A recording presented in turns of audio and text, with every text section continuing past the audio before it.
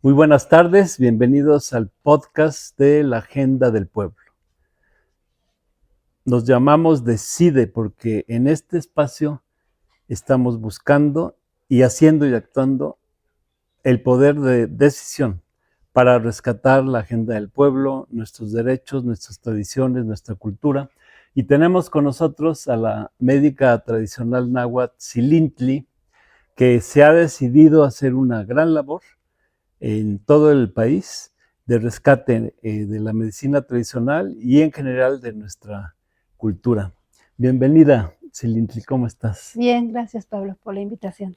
Platícanos, Xilintli, ¿qué es la medicina tradicional?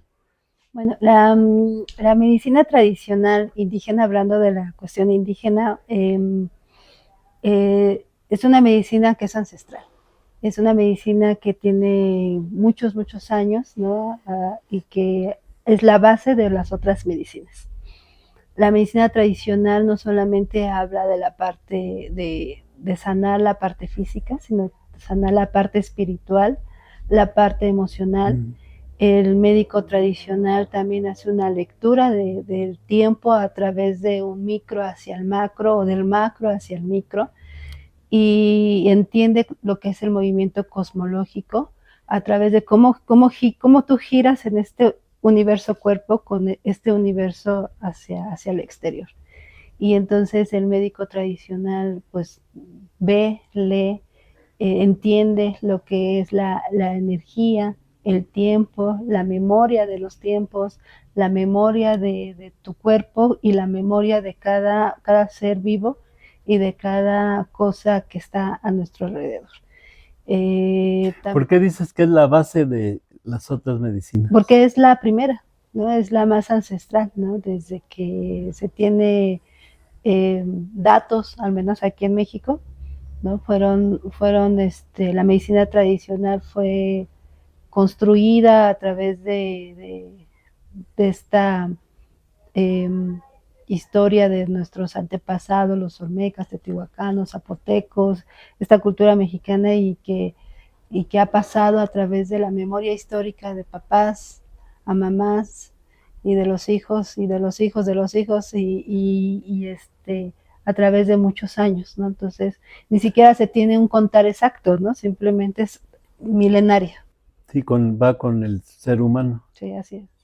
Y actualmente incluso las grandes farmacéuticas pues se roban, ¿no? Las fórmulas, las recetas, los conocimientos, los saberes de los pueblos originarios pues, para hacer negocio, ¿no? Sí, esa es una gran, digamos, lucha que tenemos en la actualidad. Digamos, hace 500 años tuvimos una invasión que quisieron eliminarnos, ¿no? Quisieron eliminar nuestra medicina, ¿no? Sin embargo, adoptaron ciertas cosas para de ahí investigar y las nuevas farmacéuticas a través de 500 años, ¿no?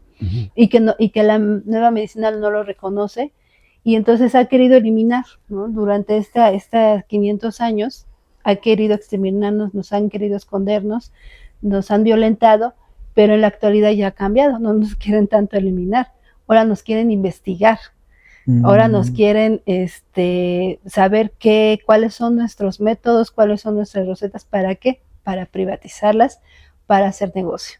Y esas son las farmacéuticas, esas son las empresas privadas, ¿no? Las academias, escuelas privadas, ¿no? Que a través de la enseñanza de un costo, de una certificación, de un papel, pues venden, ¿no? el conocimiento y adquirido a través de que fueron a través con una nana y un tata y les enseñaron, ¿no? Así simplemente les enseñaron y van y después ya lo privatizan, ¿no? Tú que has estado muy activa en todo el país con médicos tradicionales, y dado que, como tú dices, se les invisibiliza, ¿qué tenemos en México hoy en cuanto a medicina tradicional? Pues bueno, México es un país que culturalmente es rica, muy rica. Tenemos muchos pueblos indígenas con sus lenguas, sus variantes, con sus normas y costumbres y lógicamente con su propia medicina, ¿no? y esa propia medicina que cada territorio y cada comunidad indígena tiene, también tiene un ecosistema diferente. México tiene un ecosistema tan variado y eso hace tan rico en la cuestión de la medicina tradicional en plantas, ¿no? Sí. Y entonces podemos encontrar una gran gama de medicina de formas tan diferentes bajo las culturas propias de cada pueblo y comunidad indígena, ¿no?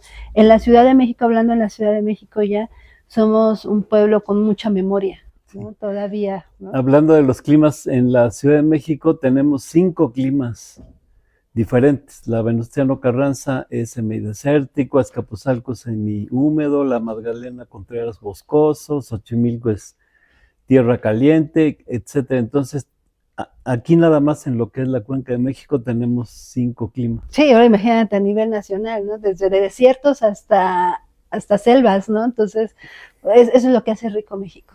En Puebla hay 16 climas diferentes. Sí. Sí, y en cada lugar, pues, la naturaleza nos da las plantas, las hierbas que necesita el ser humano de ese lugar, ¿no? Sí, incluso eso precisamente es la lectura del tiempo, ¿no? Que hace, no solamente es leer las estrellas, ¿no? Sino, por ejemplo, algo que nosotros observamos mucho en médico tradicional es que las enfermedades de Xochimilco no son las mismas enfermedades de Azcapotzalco, ¿no? Por decirlo así. Las de Iztapalapa no son las mismas de Coyoacán. ¿Por qué? Porque el clima es diferente, el ambiente es diferente, la calidad de agua es diferente, bueno, digamos, ya no tenemos esos ríos, ¿no? Acuíferos como antes, ¿no? Pero sí. Había 14 ríos sí. Y queda uno, pero pues ya bien deteriorado, sí. El de Magdalena. Sí. Pero si vamos a una comunidad que tiene ríos acuíferos, lógicamente que también tenemos que observar esos ríos acuíferos desde el interno, desde la tierra, cómo entran los aires en tu pueblo, en qué temporalidad entran estos aires calientes, estos aires fríos, y por qué se dan ciertas plantas en cada época en tu comunidad, ¿no? No es la misma planta que se da el epazote aquí que se da el epazote en otra comunidad, porque precisamente el ecosistema es diferente. Eso es lo que es una lectura del tiempo, ¿no? Uh-huh. ¿Y qué grupos están actuando en cuanto a los médicos tradicionales? Bueno, creo que ya hay varios, tanto organizaciones y grupos que están precisamente trabajando con las comunidades indígenas. Hay comunidades indígenas que también se están organizando en cuestión de, platicando de nosotros. Nosotros nos llamamos Comunidad de Médicos Tradicionales y Parteras Indígenas en México. Son casas compañeras y compañeros que tienen su casa propia de medicina tradicional.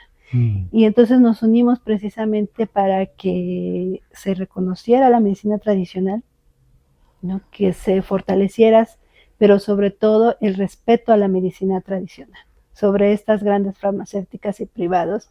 Y actualmente, por ejemplo, se han querido hacer mucha legalización, muchas reformas para privatizar. ¿Y quiénes están detrás de estas reformas? Pues los privados. Sí.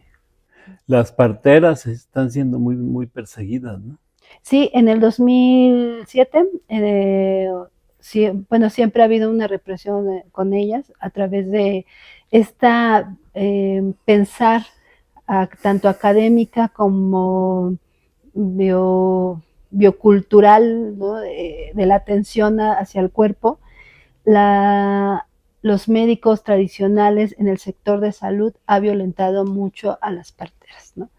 Pues porque no sabemos, porque somos mugrosas, porque trabajamos en una casa, ¿no? A veces los hijos dan en las comunidades hasta en la tierra, ¿no? Como lo que era antes, ¿no? Entonces llega salubridad, llega jurisdicción y dice, no, es que estas son mugrosas, ¿cómo pueden tener un hijo así, ¿no? Y cómo el peligro a no tener en un hospital que tiene todas las condiciones, Por ¿no? una emergencia. Por una emergencia, ¿no? Entonces, en la partera hay datos, ¿no? Muy específicos en donde se habla y se dice y se demuestra que las parteras tienen mucho menor mortalidad, tanto en mujeres como en infantes. Sí. ¿No? Entonces, es ese pensar, ¿no? Capitalista, ¿no? Ha violentado mucho a las parteras y actualmente... Y que nos venden la idea que son mejores, ¿no? Exacto. que es la medicina de más calidad, Sí.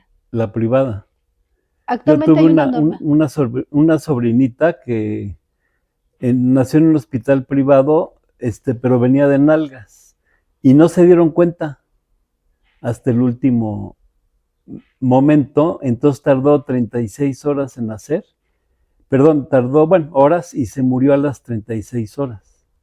Si hubiera estado con una partera, las parteras con un rebozo, o sea, detectan que viene en una mala posición el bebé y lo acomodan. Y aquí con toda la tecnología, pues no se dieron cuenta y se murió mi sobrinita y otro hermano también en un hospital privado.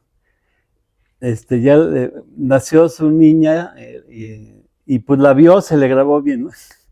Y al otro día ya le iban a dar otra niña, pero como Siria la había reconocido, pero esta no es mi hija, ay, perdón. Entonces, bueno, hay cada barbaridad en los médicos privados. A mi mamá la operaron en un hospital privado para sacarle la matriz. La cerraron mal, tuvo una hemorragia, tuvieron que hacerle otra operación. Tuvo una trombosis, pulmonar, o sea, por poco se muere. Entonces, esta cuestión de que lo mejor es la medicina privada, pues es absolutamente falso.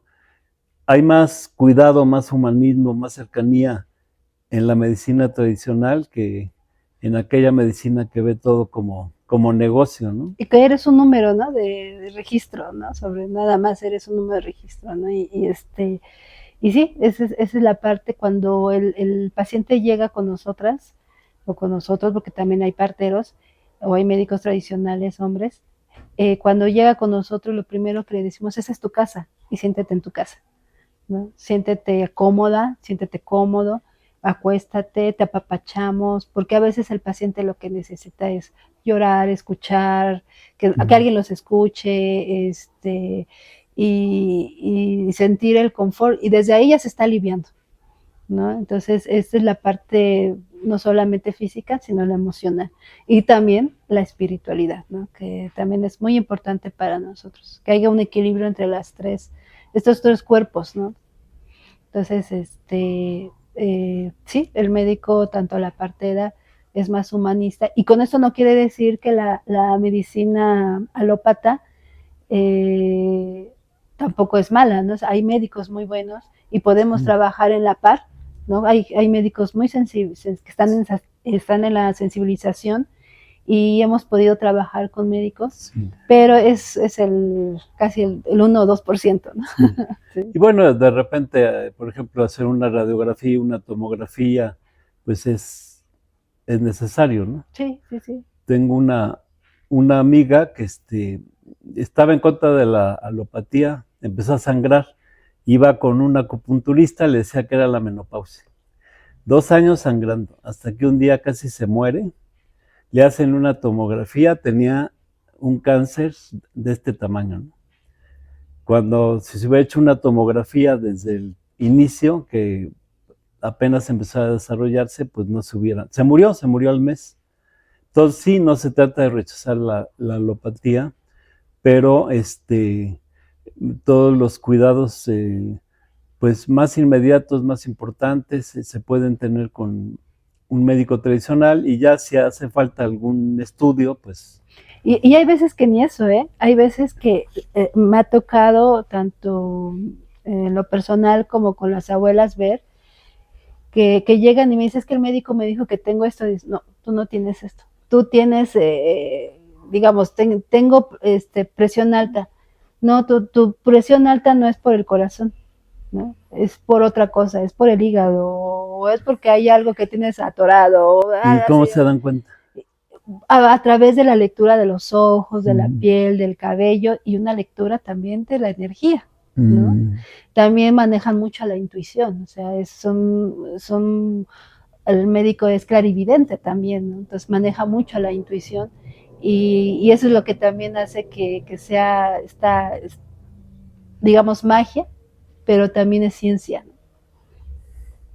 Entonces también me ha tocado, voy a poner un caso, ¿no? Me acuerdo la abuela Vicky, un día llegó una niña que tenía cáncer en la matriz, muy chiquitita de 11, 12 años, llega con el papá, ¿no? Y le dice a mí me sorprendió porque ya cuando la pasamos, la niña se hablaba así, quedito, así, ¿no? Y le decía a la abuela, ¿sabes qué? Tú lo que tienes es que tu papá no es tu esposo. Tu papá, tienes que saber que los hombres también se equivocan y también hacen cosas indebidas. Tu papá ha hecho cosas indebidas, ¿no? Y yo hasta le dije, ay, abuela, ¿cómo está diciendo eso? Y se dio eso? cuenta así, nada más. Pero así de inmediato, ¿no? Las actitudes. Ajá. Hasta el papá se quedó callado. Y yo dije, ya ni van a regresar el día de mañana que los había citado, y citó a la mamá, ¿no? Entonces, ya citó a la mamá y sí, platicó con la mamá y dijo, sí, pues es que nos ha abandonado, me dejó por otra, y bla, bla, bla, y le dijo todo lo que le dijo a la niña, porque dijo otras cosas más. Y entonces cuando habla la abuela con la niña, en la tercera sesión, porque hubo tres sesiones que hizo con la niña ya hasta hablaba, ¿no? Ya se escuchaba, porque ni se le escuchaba, ¿no? Y entonces de ahí empezó su proceso de sanación, ¿no? ¿Y su cáncer qué pasó? Se empezó a eliminar, ¿sí? Se empezó a eliminar, ¿sí? Sí, porque no era un cáncer tampoco agresivo, ¿no? Y se empezó a eliminar. Pero también le dijo la nana, tienes que hacer un cambio. También la salud no es algo que te diga, te paso y son pases mágicos y ya te alivio, ¿no?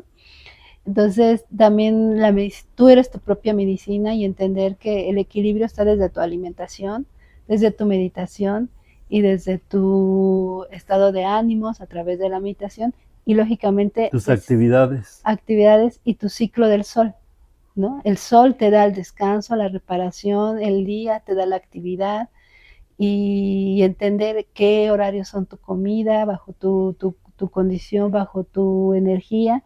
Y entonces, cuando entiendes el ciclo del sol, el universo, ¿no? Y las obreras que actualmente las hacen rolar turnos, hay 3 turnos y van cambiando de turno de semana a semana. Sí, también eso hay una irregularidad en tu biorritmo, ¿no? El cuerpo humano está hecho el ser humano es un ser diurno, sí, diurno, y en el descanso es nocturno, ¿no? Entonces el ser humano se repara a través de la noche, ¿no? Y tenemos actividad en el día, ¿no? Entonces una persona que no duerme envejece, una persona que no descansa envejece, y su biorritmo y su metabolismo está al revés, y pues lógicamente que hay estrés, está el cortisol, inhibe muchas hormonas de la felicidad, y eso hace que tu estado de ánimo sea... Las endorfinas. Y las serotoninas también, ¿no? Entonces, eso hace que tu ánimo esté, pues, hecha pedacitos, ¿no? Entonces, una persona que está deprimida y nos llega deprimida, pues primero lo que observamos es cómo está tu alimentación, ¿no? Cómo está tu ciclo de sol y cómo está tu meditación. Y no es la meditación, digamos, el OM, ¿no? Sino la meditación y el momento y el constante, estar consciente en el momento en el que estás viviendo, cuando desde que despiertas, cuando sueñas y cuando ensueñas, ¿no? Es cómo tú actúas con los demás. ¿Y los sueños qué nos enseñan? Pues hay sueños que tú los creas a través de tu vida cotidiana, ¿no? O sea, hoy me fascinó ese color azul y se me metió en mi mente y pues eso soñé. Hay sueños que son clarividentes, ¿no? O sea, te muestran el futuro, te muestran qué camino debes de tener. Y el ensoñamiento es soñar consciente, ¿no? Pues quisiera una receta, abuela, que ya se murió, preséntate en mi sueño para que me la des, ¿no? Y se te presenta en tu sueño, ¿no? Y ahí te da la receta, ¿no? Entonces ese es el ensoñamiento, ¿no? Entonces hay que también identificar, pues, que hay sueños que tú mismo creas y hay sueños que son mensajes, exacto. ¿Tú qué le recomendarías a una persona que quisiera atenderse con una médica o médico tradicional? Primero, que tenga las ganas, ¿no? De tener las ganas de sanarse, de cambiar su vida, ¿no? no solamente a través de porque tengo una enfermedad, sino también de sentirme bien emocionalmente, ¿no? Sentirme felicidad y tranquilo, también es sentir medicina y es tener primeramente las ganas, ¿no? Y lógicamente estar convencido, ¿no? De que la medicina, la herbolaria, la medicina tradicional, pues te va a sanar. Sabemos que hay charlatanes, ¿no? O sea, lo sabemos, y que desafortunadamente unos pagamos por otros, ¿no? Pero hay médicos tradicionales, la medicina tradicional es ciencia. Sí. Entonces, pues mucha gente no quiere ir a la medicina o no requiere la medicina, pues porque han llegado con charlatanes, ¿no? Sí. Mi abuelo estuvo en la revolución y una vez le dieron un balazo aquí en el brazo, se le infectó y pues los médicos le dijeron que le iban a cortar el brazo. Él odiaba mucho a Obregón, Álvaro Obregón, que por cierto fue un vendepatrias. Mi abuelo, y se le acercó una ancianita y le dijo que ella lo curaba con hierbas. Entonces mi abuelo les dijo a los doctores que prefería estar muerto a quedar manco como Obregón, ¿no? Y se puso en manos de la abuela y lo curó perfectamente. En cambio ya los médicos pues ya querían mochar el brazo, ¿no? O como los médicos de Europa de antes, ¿no? Que para curar a un enfermo le hacían sangrías, ¿no? Entonces le sacaban la sangre, que porque era para sacarle los malos humores, y muchas veces se morían pues de que los debilitaban al máximo, claro, sacarles sangre. Creo que es importante darnos cuenta de lo avanzados que estamos como gran civilización aquí en el Anáhuac y cómo la medicina aquí era muy superior a la europea, ¿no? En Europa era gente muy, muy ignorante. Es más, no se bañaban, pensaban que el agua caliente desgastaba el cuerpo. Entonces, por ejemplo, la reina Isabel, que fue la que inició la invasión de nuestros pueblos, presumía que solo se bañó 2 veces en su vida, en su bautismo y en su boda. No tenían baños. Sí. No tenían en los castillos no tenían baños. Y tiraban no tenían, aquí teníamos drenajes, aquí acueductos y se manejaban los desechos orgánicos, etc. En Europa abrían la ventana y aguas, y los orines, el excremento caían. Entonces sí, hay que valorar todo lo que somos, lo que hemos sido y todas nuestras tradiciones y no estar con los ojos cerrados de que lo mejor, lo superior viene de Europa o de Estados Unidos, de la alopatía, porque pues aquí la gente vivió con muy buen equilibrio durante miles de años y cuando llegaron los invasores, aquí la gente era alta, muy, muy bien nutrida. Los que eran bien chaparros eran los europeos. Si vamos a los museos, no sé si te has asomado en algunos museos donde tienen armaduras de los españoles, sí, eran enanos. Chiquititos, sí. Y aquí la gente era alta. Por ejemplo, Cuauhtémoc pues, medía como 1,80. Entonces sí tenemos que cambiar de chip y no estar sobrevalorando al europeo en eso que le llaman el eurocentrismo y valorar lo nuestro. Claro, cada cultura tiene lo suyo y tiene que aprender de las otras culturas. Cada cultura debe enriquecerse de las culturas mundiales, pero en primer lugar hay que estar orgullosos de lo nuestro, porque sí, hemos sido una gran civilización y uno de los aspectos en lo que se ha demostrado es precisamente en la medicina y en los métodos curativos, que como dices, no solo curaban el cuerpo, sino curaban integralmente a la persona, a la mente, su energía. Sí, y creo que cuando vemos los escritos de Sagún, vemos algunos escritos de algunos frailes, ¿no? En donde hablan de la medicina tradicional y lo hablan tan fascinadamente, ¿no? Es que se bañaban diario, ¿no? Se bañaban en el temazcal y se bañaban y salían todos con aromas dulces y aromas florales, y ya salían poetas, ¿no? O sea, salían escribiendo poesía, ¿no? Entonces, ahí están los escritos, ¿no? De cómo es que nuestra limpieza era parte de nuestra medicina, y cómo es que allá en Europa el agua era mala, y para nosotros el agua es el principio de la vida, ¿no? Y el principio de la vida, sin agua nosotros, sin el agua en el planeta, no hubiera existido el primer ser humano, el ser vivo, que es las bacterias, ¿no? Sí. Y las bacterias, el oxígeno, la atmósfera que nosotros tenemos, y de ahí, pues toda la vida y gama de vida que ahora tenemos, ¿no? Entonces el agua para nosotros es creadora y procreadora, ¿no? Para todo, ¿no? Y sagrada. Y sagrada, ¿no? Y que desafortunadamente, pues ahorita también se está privatizando también. Sí, y en esta cultura capitalista, por ejemplo, las empresas, pues lo más fácil es echar todos los desechos a los ríos, y han acabado con centenares de ríos en México, ¿no? Mientras que la relación con el agua de nuestra civilización, de la náhuatl, pues era muy, muy correcta.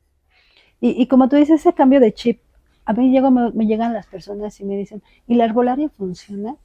Y le dije, ¿la pastilla te funciona? Sí, sí me funciona. Ah, pues sabes que la herbolaria es el principio de la pastilla que estás tomando.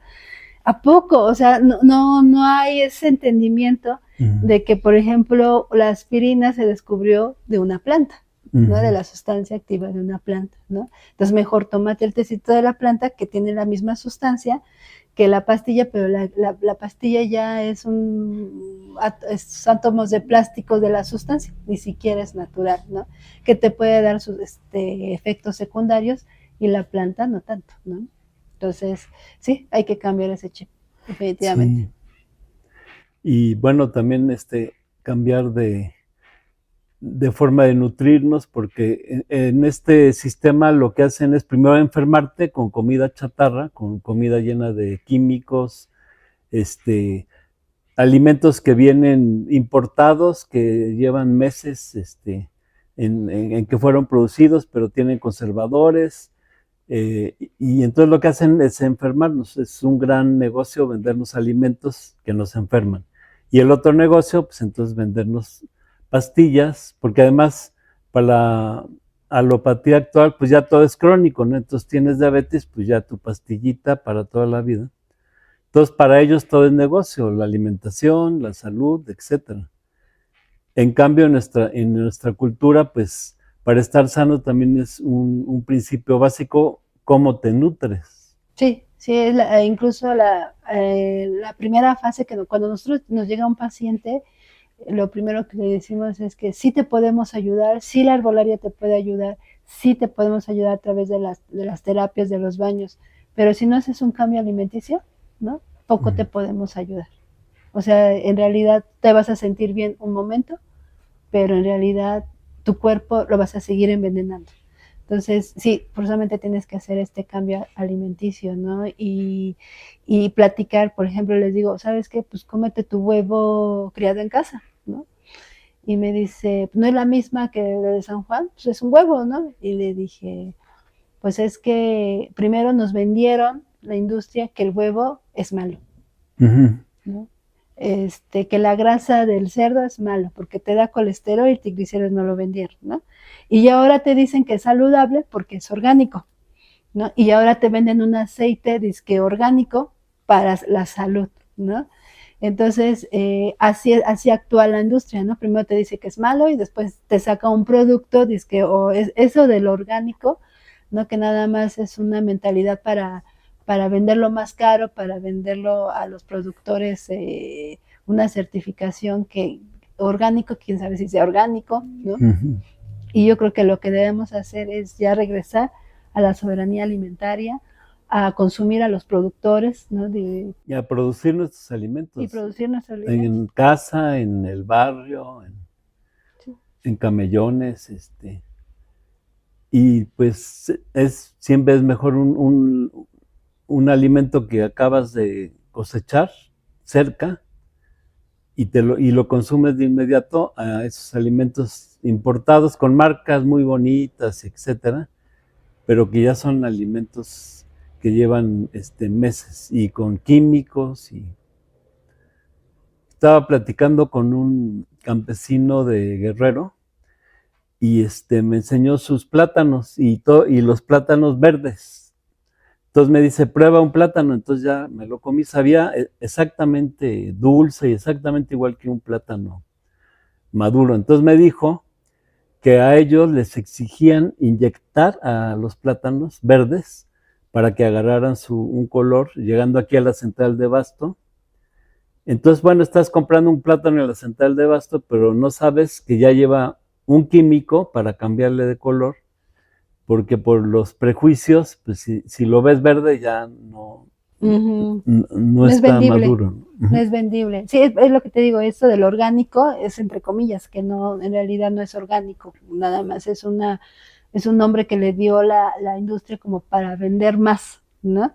Porque ya te lo vendo lo saludable, pero en realidad ni siquiera es saludable, ¿no? Entonces, y nuestros campesinos creo que sí te lo venden, como dices, pachichi, ¿no? Como dicen, pero sabe rico, ¿no? Y es saludable, ¿no? Y sí hay que consumirlos. Y sabemos que a veces es difícil los que vivimos o los que viven en un departamento, ¿no? O en casas chiquitas, ¿no? O en lugares donde no hay espacios para sembrar. Pues si no lo hay, pues la verdad es que hay que acudir a nuestros productores para poderlos consumir. Sí, aunque en macetas, en azoteas. Bueno, pero es que en una maceta, una azotea a veces no se puede producir lo que uno come al diario, ¿no? Sí. ¿Sí? Pero sí podemos ir con nuestros productores a consumirlos, ¿no? Entonces, creo que es una gran labor que hay que también fomentar para que se vean nuestros productores, ¿no? ¿Y cómo se dan a conocer las médicas, los médicos tradicionales? ¿Qué difusión tienen? ¿Cómo están actuando para pues, romper todas estas barreras legales que les están poniendo? Entiendo, por ejemplo, con las parteras que ha llegado un punto en que no les dan acta de nacimiento si no es por parte de los hospitales, ¿no? Y los hospitales a veces, si el niño nació o la niña con una partera, pues no les dan el acta, ¿no? El médico tradicional, quien reconoce al médico tradicional es a través de su pueblo, bajo tradición. ¿Qué quiere decir? Que el médico tradicional trabaja con su comunidad, hace comunidad con el pueblo. Y esa es la manera en cómo es reconocido el médico tradicional. Muchos médicos ni siquiera pues tienen celular, no tienen redes, no tienen, ¿no? Y entonces, ¿cómo es que acuden a ella? Pues es que a través de su mamá y su mamá y de su mamá y ahora yo, pues me dedico a la medicina tradicional y yo ahora atiendo y recibo al bebé, ¿no? De quien alguna vez mi abuela, ¿no? Recibió a su abuela, ¿no? Por decirlo así.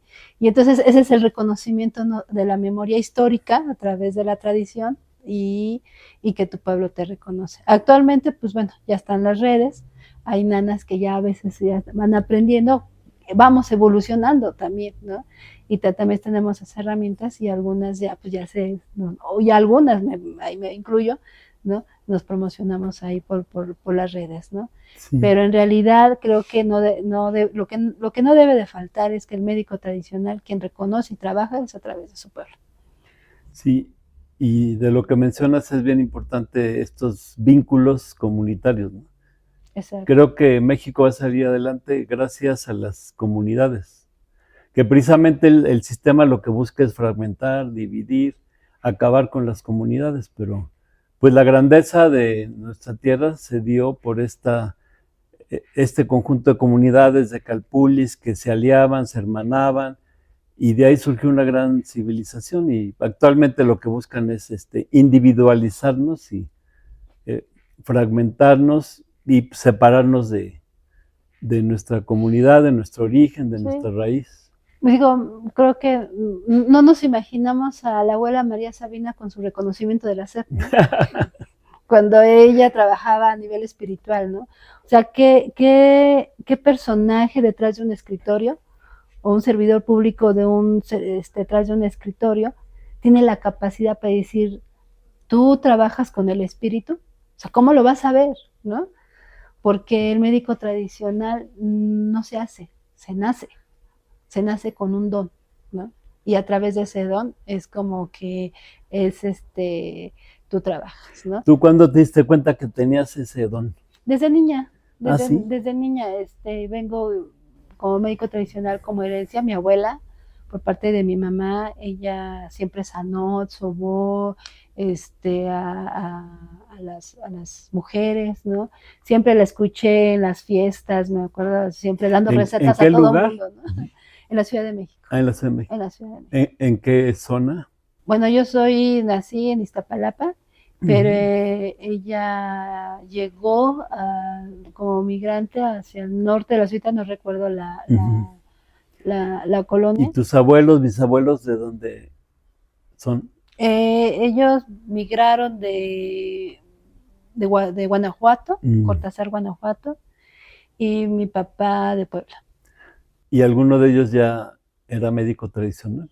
No, por parte de mi papá no, pero por parte de mi mamá sí. Mi Mm. bisabuela y mi abuela sí eran médicos tradicionales. Ah, qué padre. Entonces de niña a mí me acuerdo que siempre andaba yo jugando como al doctor, pero no el doctor que todo mundo se pone, las niñas De ahora que blanco. de blanco, ¿no? Sino yo jugaba de que era sobadora, ¿no? Entonces me Mm. ponía yo según a mis pomadas y todo para sobar a la gente y hacía mis citas, ¿no? Con mis primos, mis Ah, tías y sí. todo, ¿no? Y porque mi abuelita me había enseñado cómo sobar, que mi abuelita me había enseñado qué recetas, ¿no? Entonces ya lo traes, ¿no? Así, sin querer en el juego, pues Mm. lo vas descubriendo. ¿Y desde cuándo ya te dedicaste más a la medicina tradicional? Yo creo que fue a través de como a los 20 años. A los 20 años yo llegué a la... Me casé y llegué con la familia del esposo de mi... No, la hermana de mi esposo, ¿no? Llegué allá a Milpalta, por cierto, un saludo a los de Milpalta, ¿no? Allá. Y llegué con un maestro que hablaba de la cosmovisión, Mm. ¿no? Y hablaba de la filosofía y del movimiento del universo y el movimiento de tu energía. Y yo le decía, yo quiero aprender lo que usted está hablando. Y me decía, pues para aprender primero tienes que conocer tu energía femenina. Y entonces me llevó con dice, vete allá con una nana, se llamaba Isabel, allá en Tlayacapa. Y pues ahí voy, ¿no? Entonces, como ese gusanito que traes desde niña y que escuchas algo, te dispara y dices, esto es lo mío. Mm. Y me mandó con esta abuela y caminé muchos años con ella en la montaña. Ella era médico tradicional, su temazcal, era caminante de las montañas, caminábamos en las montañas por días, nos perdíamos en las noches, durante varios días nos perdíamos. Nos ¿Dónde íbamos a dormían? la montaña, allá en la montaña de Tlayacapa, Ujú, ¿no? Ahora que le llaman el Tlatoani, ¿no? ujú. Pues antes, Pero para dormir, ¿qué hacían? ¿Prendían una ¿no? fogata o ¿No? Así con nuestro rebocito, con nuestra mantita que llevábamos. abajo de un árbol o cómo? A veces un ojo de un árbol, a veces en una piedra, ¿Y los animales? pues nos picaban. No, Pero no afortunadamente había... nunca me picó un Mm. alacrán, ¿no? Afortunadamente. Yo veía cómo ella encontraba un alacrán y agarraba con la mano y le hablaba y le decía, mira, te voy a quitar de aquí porque vamos a estar aquí. ¿A Le poco? pedimos permiso y la pasaba. Nunca le picó, nunca nos picó, ¿no? Entonces tenía esa enseñanza, ¿no? De hablar hasta con los animalitos, con los insectos, ¿no? Y por eso nos íbamos, por eso ella me llevaba a la montaña, ¿no? Para entender este lenguaje de la naturaleza. Sí, que toda la naturaleza, son seres vivos, desde los minerales, ¿no? Así es. Las plantas, Todo los es una animales. frecuencia y todo tiene un movimiento, ¿no? Para nosotros todo tiene vida, Sí. ¿no? Hasta la ropa que llevas tiene vida. Ujú. ¿No? Pues qué interesante. ¿Qué llamado le harías a nuestra audiencia? Pues bueno, primeramente creo que tenemos una raíz y esta raíz tan bonita que tiene México, ¿no? Desafortunadamente a veces extranjeros quieren mejor saber, porque ellos ya lo perdieron, quieren saber lo nuestro y mejor es pues sensibilizarnos de que aquí hay una raíz y que hay un conocimiento 100% científico, y que hay una alternativa de curación, que es nuestra. Pues un llamado como parte de la gente del pueblo a decidirnos a defender a la medicina tradicional, a las parteras, y lograr que en México nuestras tradiciones más ricas, antiguas y nobles pues sean reconocidas y no acotadas, perseguidas o incivilizadas. Y pues felicidades por toda tu labor, Xilintli. Qué gusto tenerte por aquí, espero pronto poder volver a platicar. Pues gracias, Pablo, gracias por estar aquí contigo y charlando, siempre es un honor. Gracias. Tlazocamati. Tlazocamati.